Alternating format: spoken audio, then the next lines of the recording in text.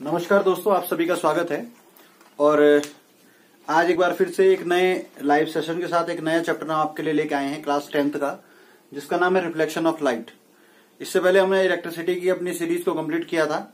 Magnetism को भी हम साथ में चलाते रहेंगे, लेकिन according to sequence of NCERT जो लेसन होना है वो है आपका रिफ्लेक्शन ऑफ लाइट। और क्योंकि कोविड-19 के कारण बहुत सारा सिलेबस कम भी कर दिया गया है, तो जो सिलेबस कम कर दिया गया है उस सिलेबस को भी यहाँ पे हम बताएंगे आपको आगे।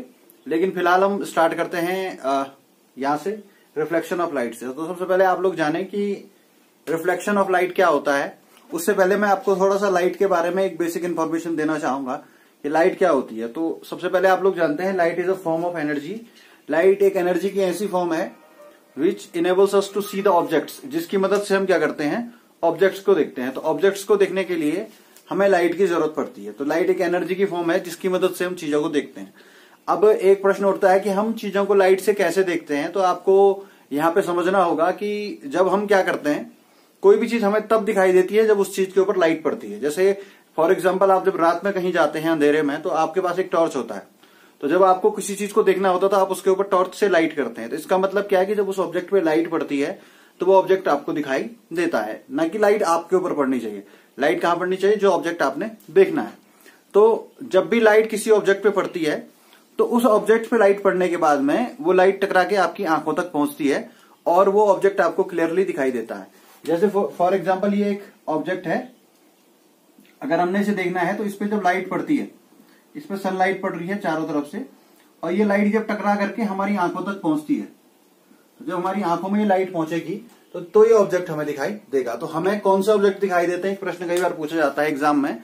तो आपको ये जानना है कि हमें वो ऑब्जेक्ट दिखाई देता है जिसके ऊपर क्या पड़ती है, लाइट पड़ती है, और जिससे लाइट टकरा करके हमारी आंखों तक पहुंचती है। ये होता है हमारा लाइट।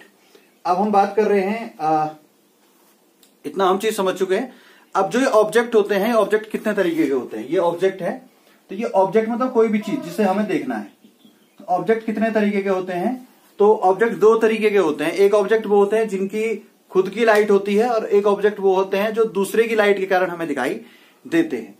ठीक है, तो इसके बेस पे अगर हम इनको कैटेगराइज करना चाहें तो हम यहाँ पे जानते हैं कि दो तरीके के ऑब्जेक्ट होते हैं।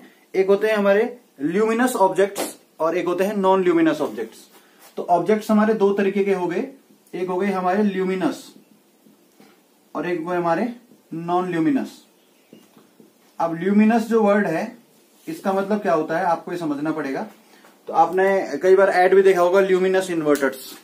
तो बेसिकली ल्यूमिनस वर्ड को उन्होंने क्यों रखा हुआ है, ल्यूमिनस मतलब एक लाइट की बात होती है, एक चमक की बात होती है। तो जिन ऑब्जेक्ट की खुद की लाइट होती है उन्हें हम कहते हैं ल्यूमिनस ऑब्जेक्ट्स। जैसे सन को देखने के लिए हमें किसी दूसरी चीज की लाइट की जरूरत नहीं होती है। या फिर जैसे कोई टॉर्च है, जैसे कोई बल्ब है, बल्ब को देखने के लिए हमें क्या होता है, किसी दूसरी लाइट की जरूरत नहीं पड़ती है, क्योंकि बल्ब को जब हम ऑन करते हैं तो उसकी लाइट से ही हमें सारी चीजें दिखाई देती है। बल्ब जो है वो खुद की लाइट से दिखाई देता है। ऐसे ही बहुत सारे ऑब्जेक्ट्स और होते हैं। जैसे आग है, तो आग को हम उसकी ही उजाले से देखते हैं, बाहर के उजाले से नहीं भी हो, लेकिन अगर हमने आग जला दी तो उसकी खुद की लाइट से हमें आग दिखाई देती है।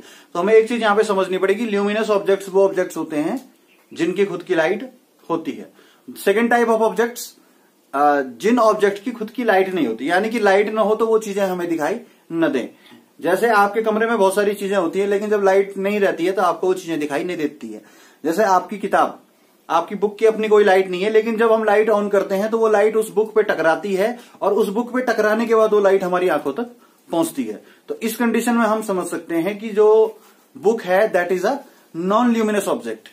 इसके अलावा हमारे आसपास कुर्सी है, मेज है, दीवार है, ये तमाम चीजें ऐसी हैं, जब रात होती है तो हमें कोई भी चीज बाहर दिखाई नहीं देती। क्यों नहीं दिखाई देती है, क्योंकि उन चीजों की अपनी लाइट नहीं होती है। दिन में सूर्य का प्रकाश जब उनपे पड़ता है, सनलाइट उनपे पड़ती है, तो वो ऑब्जेक्ट हमें दिखाई देते हैं। लेकिन रात में क्या होता है, वो क्योंकि सनलाइट होती नहीं है तो उन ऑब्जेक्ट पे लाइट पड़ती नहीं है। जब उनपे लाइट पड़ेगी नहीं तो लाइट रिफ्लेक्ट नहीं होगी, और रिफ्लेक्ट नहीं होगी तो हमारी आंखों तक लाइट नहीं आएगी, और जिस ऑब्जेक्ट पे पड़ने के बाद लाइट हमारी आंखों तक आती है वही ऑब्जेक्ट हमें दिखाई देता है। तो ये बेसिक कंसेप्ट है जो आपको समझना है कि हमें ऑब्जेक्ट्स कब दिखाई देते हैं। इसके अलावा लाइट का जो नेचर है, लाइट किस तरीके से काम करती है, ये आपको समझना पड़ेगा। तो यहां से हमारे पास एक चीज समझ में आ चुकी है जो हमने अब तक डिस्कस किया है कि लाइट क्या है। Light is a form of energy, और जिसके कारण क्या होता है, हमें सेंसेशन ऑफ साइट होता है, जिसके कारण हमें साइट मतलब दिखना किसी चीज का। तो कोई भी ऑब्जेक्ट अगर हमें दिख रहा है, कोई भी दृश्य अगर हमें दिख रहा है, तो उसका सेंसेशन हमें किससे होता है, लाइट से होता है। बिना लाइट के हम उसे देख नहीं पाते हैं।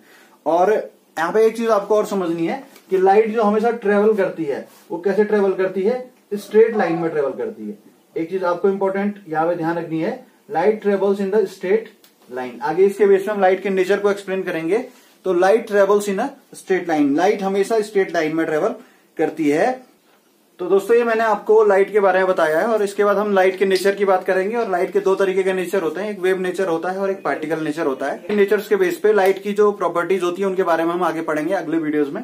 तो फिलहाल इस वीडियो में इतना ही, और अगर आपको ये वीडियो पसंद आता है तो आप इस वीडियो को लाइक करें और हमारे चैनल को सब्सक्राइब करें, और आप कमेंट जरूर करें आपको ये वीडियो कैसा लगा, ताकि हम आगे भी आपके लिए ऐसा और वीडियो बना सकें। तो जल्द ही मिलते हैं एक नई वीडियो के साथ, तब तक के लिए नमस्कार।